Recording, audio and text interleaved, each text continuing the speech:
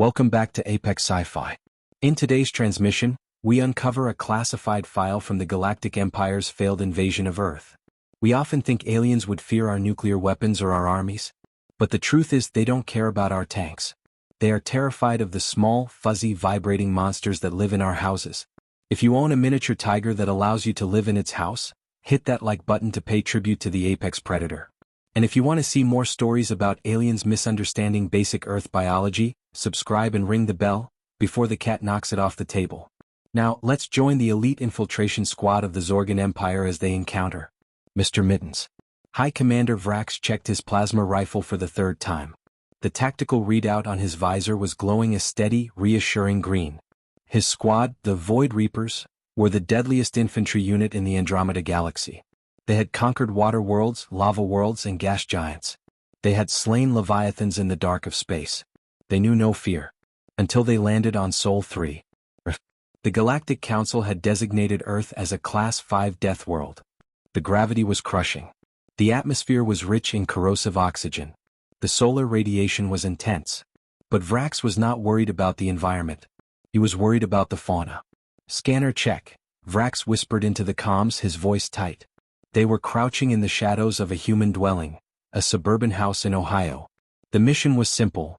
Infiltrate, secure a human specimen for study, and extract. Readings are clear, Commander, whispered Lieutenant Krell. The target, a human female, is currently in the hygiene chamber. The rest of the dwelling appears empty. Move out, Vrax commanded. Stay low. Active camouflage on. The squad of 4 shimmering, translucent warriors moved through the hallway. They passed the kitchen, navigating around the treacherous terrain of a Roomba docking station. They entered the central gathering area, known as the living room. And that was when the motion tracker screamed. Beep beep beep. Contact.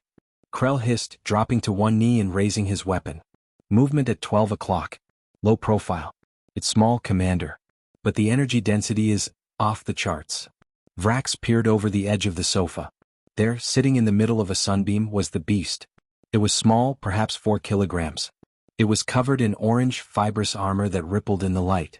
It was currently in a dormant state, curled into a circle of perfect geometric efficiency. Analyze, Vrax ordered, sweat beginning to pool in his suit. What is that thing? Officer Zill ran a deep bioscan. The results appeared on Vrax's HUD, and his blood ran cold. Target species, Felis catus, Zill read, his voice trembling. Commander, the anatomy is a biological nightmare. Look at the skeletal structure. It is essentially liquid. It can compress its entire body to fit through any opening larger than its skull. It has no collarbone. It is an inescapable assassin. Weapons? Vrax asked. Retractable, Zill replied with horror. Hidden inside the paws are 5 monomolecular keratin hooks. They are curved to ensure that once prey is caught, it cannot escape. And the reaction time? Commander, this creature can react to visual stimuli in 20 milliseconds. That is faster than our targeting computers. The squad stared at the orange fluff ball. It looked peaceful.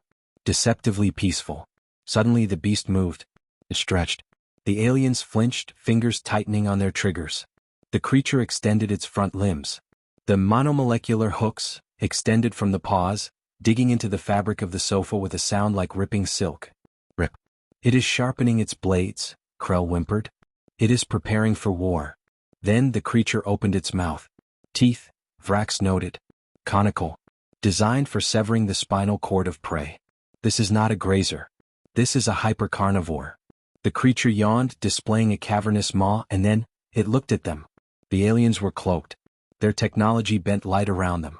To the human eye they were invisible. But the beast did not care about their technology. Its eyes, massive reflective orbs with vertical slit pupils, locked directly onto Vrax's position. It sees me, Vrax whispered. How does it see me?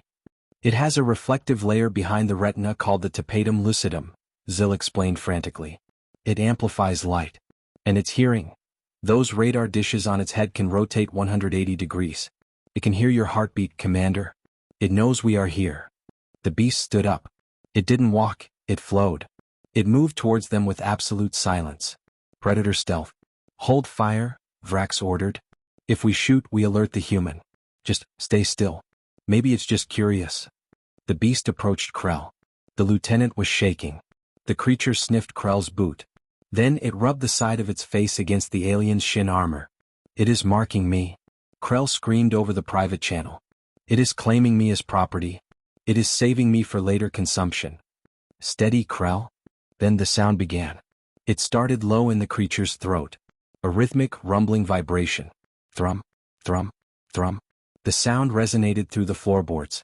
Vrax felt it in his chest cavity. "Is it growling?" Vrax asked. "Worse." Zil checked the scanner. "This is a subsonic frequency." "Commander, scientists speculate this frequency promotes bone healing and tissue regeneration. This creature is a self-repairing tank. It is vibrating to heal the microfractures from its last kill. It is powering up." "This is a monster," Vrax decided. "A bioengineered killing machine. No natural evolution produces a creature with night vision, stealth movement, razor blades, and a self-healing engine in its throat. The humans must have created them as biological weapons." "Commander," Krell said, "it is looking at my grenade pouch. I think it wants to bat at the thermal detonators." "Retreat," Vrax ordered. "Slowly. We cannot engage a Class Omega predator in close quarters." Just as the squad began to back away, the door opened. The human walked in. It was the female target. She was wearing soft robes and holding a mug of steaming liquid, likely another poison, Vrax assumed. She didn't see the invisible aliens, but she saw the beast. "Oh no," Vrax whispered. "The human is unarmed. She is exposing her jugular vein. She has no armor. The beast will slaughter her." The squad watched in morbid fascination, expecting a massacre. The human approached the orange monster. The beast froze. It lowered its body, tail twitching. "It is coiling to strike," Zil narrated. The human reached out a hand. "Don't do it." Vrax wanted to scream. "Keep your distance, you fool." The human's hand descended towards the beast's head, the most heavily defended part of its body. And then the impossible happened. The human began to vigorously rub the beast's ears. "Who's a good boy?" the human cooed. The sonic frequency was high-pitched, almost painful to alien ears. "Who is the fluffiest little murder muffin?" The beast did not attack. It did not sever her spine. Instead, the subsonic vibration increased in volume. The creature closed its eyes. It pushed its head into the human's hand. "Mind control," Vrax concluded. "The creature has enslaved the human psionically. It is forcing her to massage it." "Wait," Krell said. "Look." The human bent down and picked up the beast. She lifted the 4-kilogram predator into the air. She cradled it like an infant. She exposed her face, her eyes, her nose, her throat, directly to the creature's claws. Then she kissed the top of its head. "You are so cute," the human said. "Yes, you are." The beast tolerated this indignity with a look of supreme arrogance. It looked over the human's shoulder, staring directly at Vrax, and slowly blinked. She tamed it," Zil whispered, his voice filled with religious awe. "She took a creature designed by nature to be the perfect killer, and she is treating it like a toy. She is mocking its power." "Look at the creature's face," Vrax noted. "It is not subservient. It is allowing this. It is a symbiotic relationship. The beast offers protection, and the human offers tribute in the form of food and massages." The human walked to the kitchen, carrying the beast. She opened a can of wet food. The smell hit the alien sensors. "Rotting meat," Krell gagged. "Raw protein." The beast devoured the food in seconds, the sound of wet chewing echoing in the silence. Vrax stood up, decloaking his helmet just enough to wipe the fog from his visor. "Abort mission," Vrax said firmly. "Commander? We cannot invade this world, Zil. We thought humans were weak. We were wrong. They are the beast masters. They live in houses filled with apex predators. They sleep with them in their beds. They let these monsters walk on their faces." Vrax looked at the empty food bowl. "If we attack Earth, the humans will not fight us. They will simply release the kiddies. And we will be shredded." "But the Council will demand a report," Krell argued.